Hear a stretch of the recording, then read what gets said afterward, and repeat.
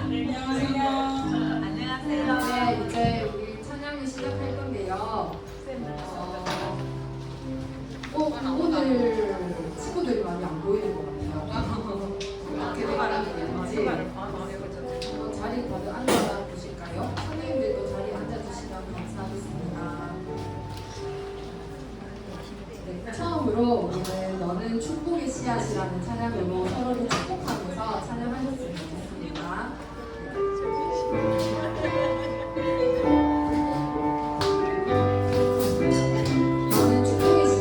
너는 축복의 씨앗,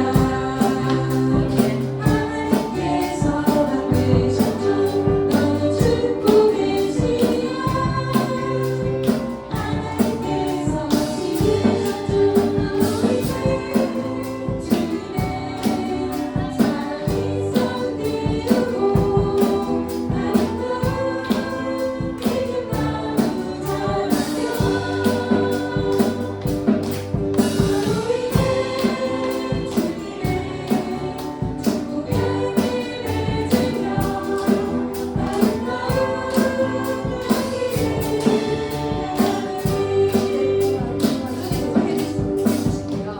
우리 서로 옆에 친구들, 선생님들 보면서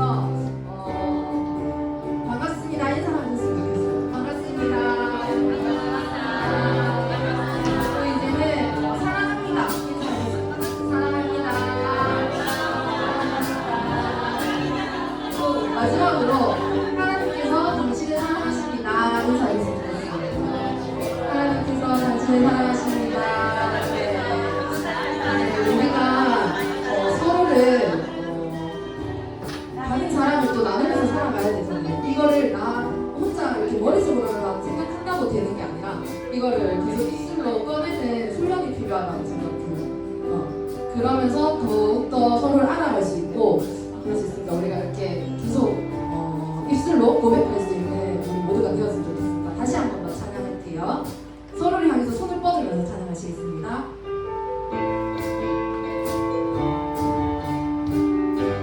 너는 축복의 씨앗, 너는 축복의 씨앗,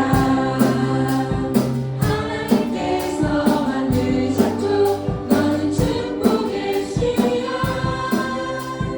하나님께서 너는 축복의 씨앗, 너는 축복의 씨앗, 하나님께서 만드셨죠. 너는 축복의 씨앗.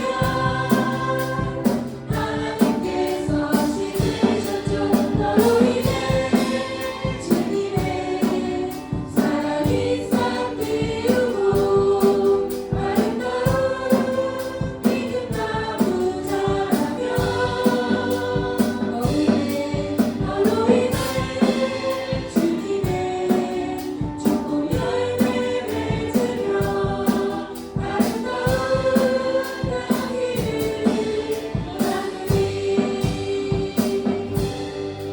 감사합니다.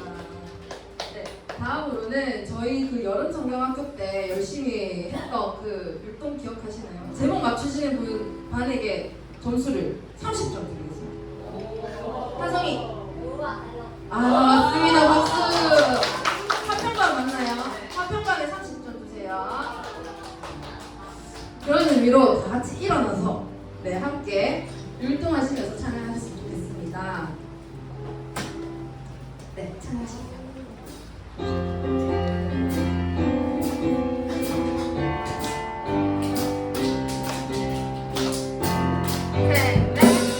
어두워진 세상 속에 천들별과 예수님 삶을 도와주셨죠. 어디서나 언제든지 주님과 함께 계셔 내 모든 삶을 다해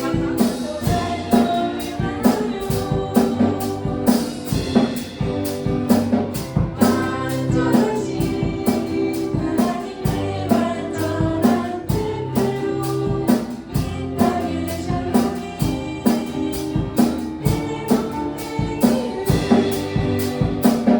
완전하신 하나님의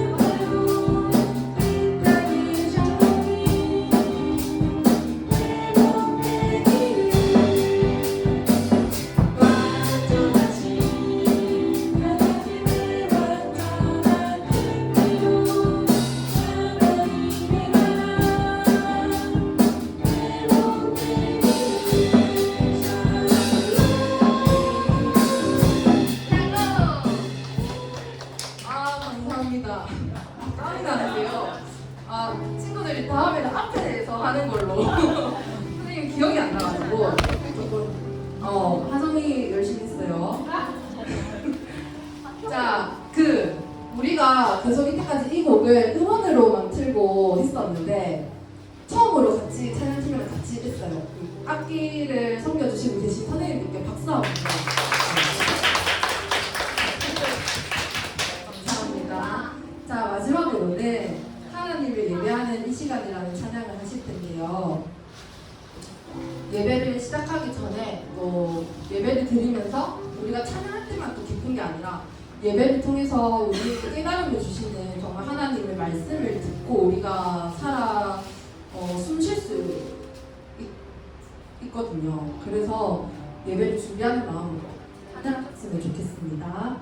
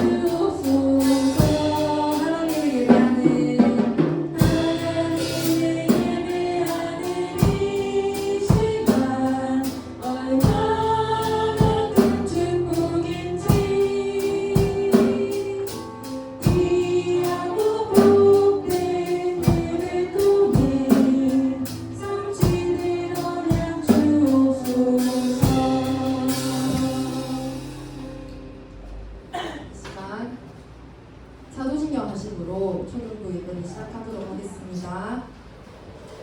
전능하사 천지를 만드신 하나님 아버지를 내가 믿사오며 그 외아들 우리 주 예수 그리스도를 믿사오니 이는 성령으로 잉태하사 동정녀 마리아에게 나시고 본디오 빌라도에게 고난을 받으사 십자가에 못 박혀 죽으시고 장사한 지 사흘 만에 죽은 자 가운데서 다시 살아나시며 하늘에 오르사 전능하신 하나님 우편에 앉아 계시다가 저리로서 산자와 죽은 자를 심판하러 오시리라. 성령을 믿사오며 거룩한 공예와 속도가 서로 교통하는 것과 죄를 사하여 주시는 것과 몸이 다시 사는 것과 영원히 사는 것을 믿사옵나이다. 아멘.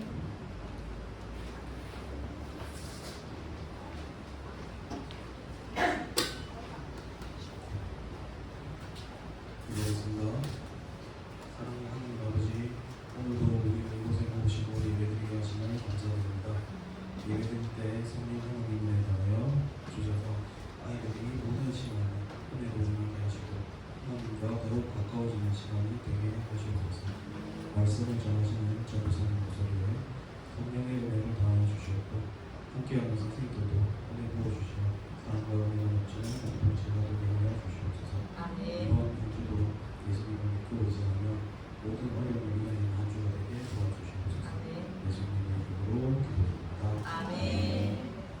오늘은 저희 목사님 휴가시라가지고 저희 신진식 전도사님께서 말씀 전해주시겠습니다.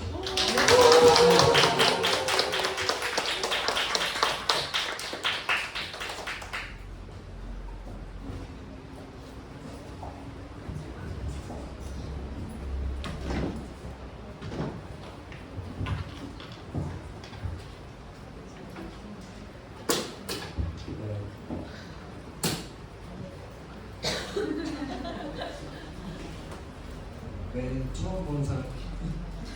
여러분 예전에 봤던 거 기억나요? 네. 안 나는 것 같아요. 오늘 함께 나눈 말씀은 데살로니가 후서 2장 13절에서 17절까지 말씀입니다. 데살로니가 후서 2장 13절에서 17절까지 말씀. 저 한 절, 여러분 한 절 교독하도록 하겠습니다.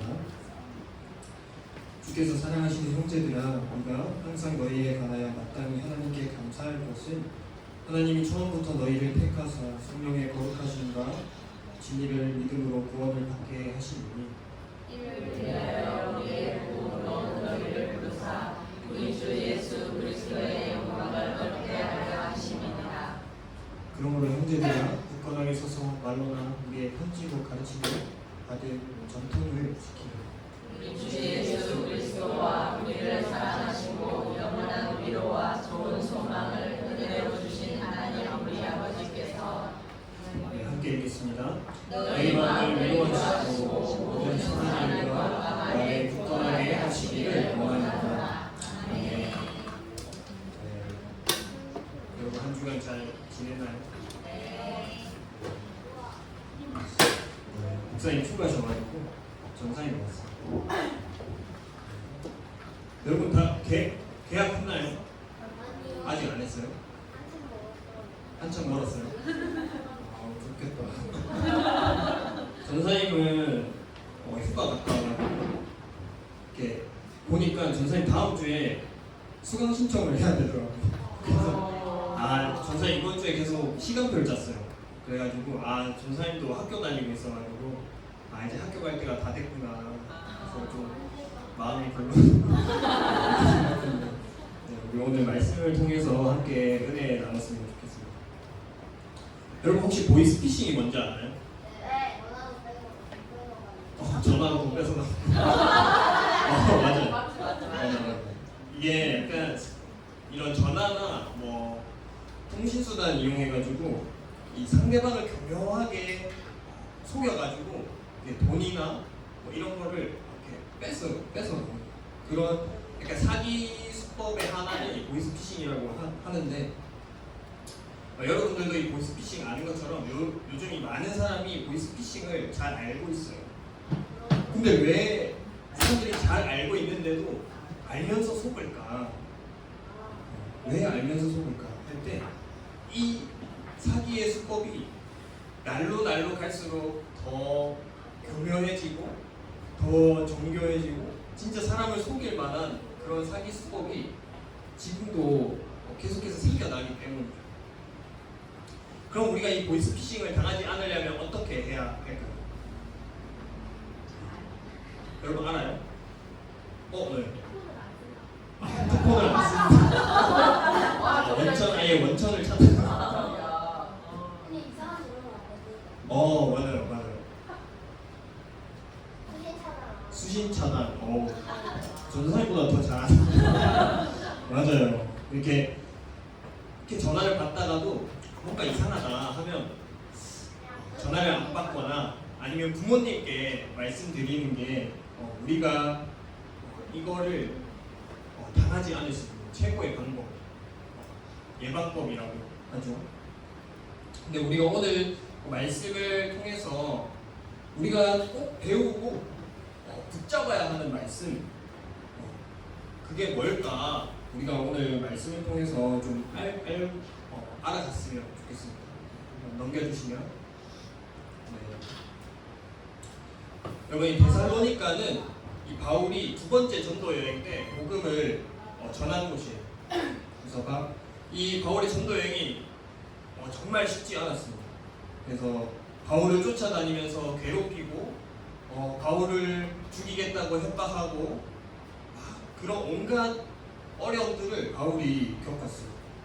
죽을 고비도 몇 번 넘겼죠. 그런데도 이 바울이 보람을 느끼고 복음을 전하는 데 힘을 낼 수 있었던 거는 이 데살로니가 교회의 교인들이, 이 사람들이 정말 건강하게 신앙생활하고 교회가 날로 갈수록 성장하고 있었기 때문이에요. 그래서 바울이 데살로니가 교회에게 이렇게 칭찬했어요. 여러분의 믿음이 자라고 서로를 풍성하게 사랑하기 때문에 하나님께 내가 감사합니다. 이런 고백을 바울이 하게 되는 거죠. 비록 내가 박해와 환난을 받았지만 여러분이 데살로니가 교회 여러분들이 보여준 인내와 믿음은 우리의 자랑입니다. 이런 고백을 바울이 하게 됩니다. 특별히 데살로니가 교회는 이 다시 오실 예수님을 간절하게 기다리고 있었어요. 그런데 예수님은 시간이 지나도 오시지 않고 세상으로 떠나는 사람들이 생겨나게 되는 것이죠. 우리 한번 넘겨주시면, 네, 그래서 이 바울이 이 성도들이 예수님이 언제 오실지 모르니까 엄청 불안해하고 두려워하고 자기도 어떤 박해를 받을까 고난을 겪을까 엄청 떨고 있었기 때문에 바울이 이 데살로니가 교회 사람들에게 편지를 쓰게 됩니다. 이 불안해하는 성도들에게 예수님은 반드시 다시 오실 것이고 우리는 항상 깨어서 기다리면서 예수님을 맞을 준비를 해야 한다라고 이 편지를 쓰게 된 거죠. 그래서 이 데살로니가 후서를 쓰게 됩니다. 그런데 이 성도들이 예수님이 언제 오실까 엄청 간절하게 기다리고 있는데 이 간절함을 교묘하게 속임수로 이용하는 사람들이 생겨나는 것이죠. 우리 하나만 더 해주시면, 네, 이 사람들이 자기가 영적인 능력이 있는 것처럼 드러내고 멋진 말로 사람들의 마음을 흔들고 바울의 편지에 또 거짓말을 더해가지고 사람들을 속이고 자기를 따르라고 엄청 이렇게 유혹했던 거죠. 그래서 바울이 다시 편지를 쓰게 됩니다. 그 말씀이 이 데살로니가 후서인데 바울이 편지를 통해서 이 데살로니가 교회에게 이렇게 이야기합니다. 데살로니가 교회 사람들아, 흔들리지 마십시오. 누가 뭐라고 해도 속지 마라.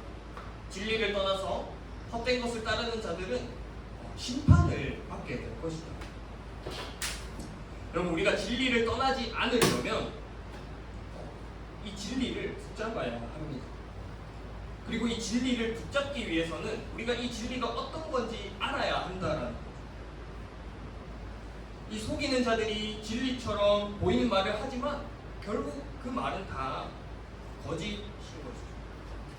이 하나님 말씀처럼 포장을 하지만 결국 그들은 심판을 받게 될 것입니다.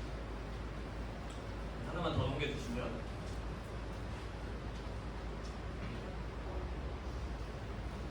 그래서 바울은 이 하나님이 처음부터 이 데살로니가 교회 성도들을 선택하셔서 성령의 거룩하게 하심, 또 진리를 믿음으로 구원에 이르게 되었다라고 말하고 있어요.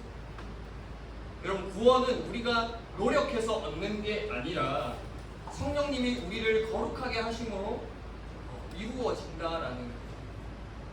우리가 아무리 노력하더라도 우리가 우리를 구원할 수 없다라는 거예요.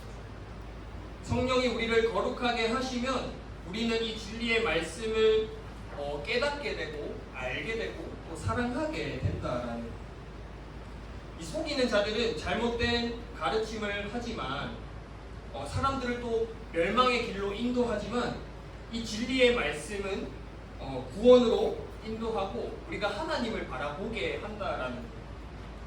그래서 우리가 이 말씀을 잘 지키기 위해서는 이 말씀을 잘 배우고 잘 붙들어야 한다라는 거예요. 한 번만 더 넘겨주시면, 네, 바울은 그래서 다시 한번 이 데살로니가 교회에게 이 성도들에게 믿음의 격려를 합니다.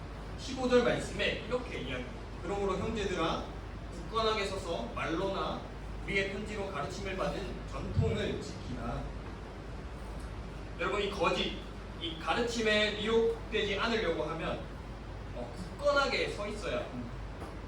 이 굳건하게라는 말은 흔들리지 않고 견고하고 참고 견디라는 것이죠. 바울은 이 데살로니가 교회 성도들에게 흔들리지 않고 잘 견딜 수 있도록 우리가 편지로 가르침을 받은 이 전통을 지키라고 합니다. 이 지키는 것은 결국 이 말씀을 붙잡으라는 것이죠. 바울이 편지를 통해서 가르친 이 전통이 뭘까요? 네, 바로 말씀이에요. 말씀대로 우리를 구원하신 예수님이 이 말씀대로 다시 오실 것이라는 걸 붙잡으라라는 것이죠. 여러분, 예수님은 그 때와 시각을 우리가 알지는 못하지만 반드시 다시 오십니다. 그래서 교회는 또 우리는 다시 오실 이 예수님을 기다리고 또 기대하고 준비하면서 살아가야 한다라는 거예요. 그래서 구원받은 이 진리의 말씀에 흔들리지 않도록 굳게 서서 우리가 이 말씀을 잘 붙잡아야 한다라는 거죠. 네, 하나만 더 넘겨주시면, 네, 여러분 이게 뭔지 알아요? 네.